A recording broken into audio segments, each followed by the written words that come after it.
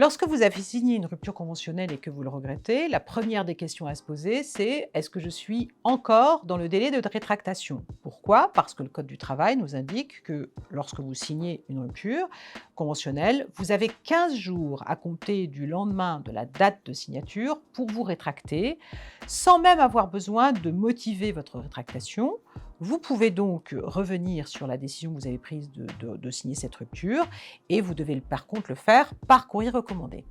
que vous devez adresser à votre employeur. Si vous êtes en dehors de ce délai de rétractation, eh bien, sachez que vous pouvez encore essayer de vous rattraper en vous rapprochant de l'inspecteur du travail pour demander à l'inspecteur du travail de ne pas homologuer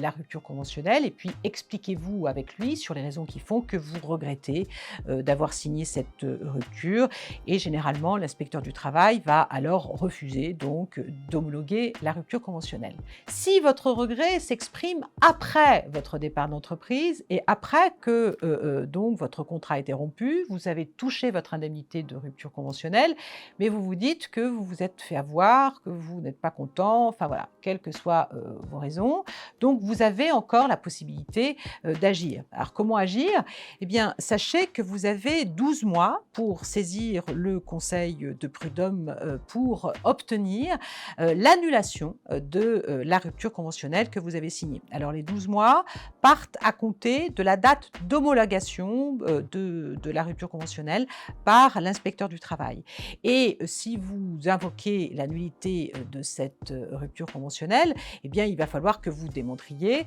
les raisons de cette nullité. Alors la nullité c'est quoi? C'est que vous avez commis une grave erreur ou alors surtout vous avez, c'est comme ça généralement c'est ce que nous constatons dans nous les praticiens, donc vous avez signé une rupture conventionnelle dans un contexte de violence, dans un contexte de harcèlement moral. Dans ces cas-là, si vous pouvez rapporter la preuve que vous avez signé cette rupture parce que vous étiez harcelé, parce que vous étiez discriminé, donc que vous étiez dans une situation d'affaiblissement et que vous n'étiez pas, finalement, votre consentement n'était pas totalement éclairé, eh bien vous pourrez obtenir la nullité de la rupture conventionnelle. Sachez également que vous pouvez contester la rupture conventionnelle que vous avez signée, non pas en invoquant la nullité, mais en invoquant un autre motif.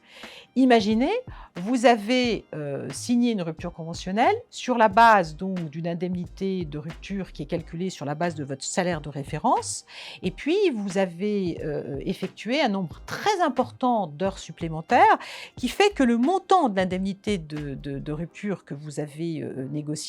eh bien, si on avait inclus le montant des heures supplémentaires qui vous sont dues, eh bien, ce montant serait bien supérieur à l'indemnité que vous avez perçue. Et bien, dans ces cas-là, vous pouvez parfaitement saisir le conseil de prud'homme, toujours dans ce délai d'1 an, mais pour demander un rappel d'indemnité de rupture conventionnelle en arguant du fait que vous avez touché que le minimum alors que ce minimum aurait dû être bien supérieur parce que vous avez eu des heures supplémentaires ou vous aviez des rappels de salaire qui vous étaient dus et qui n'ont pas été inclus dans le calcul. Dans ces cas-là, c'est parfaitement possible donc d'obtenir un espèce de rattrapage devant le conseil de prud'homme sans même revenir sur la validité de la rupture conventionnelle.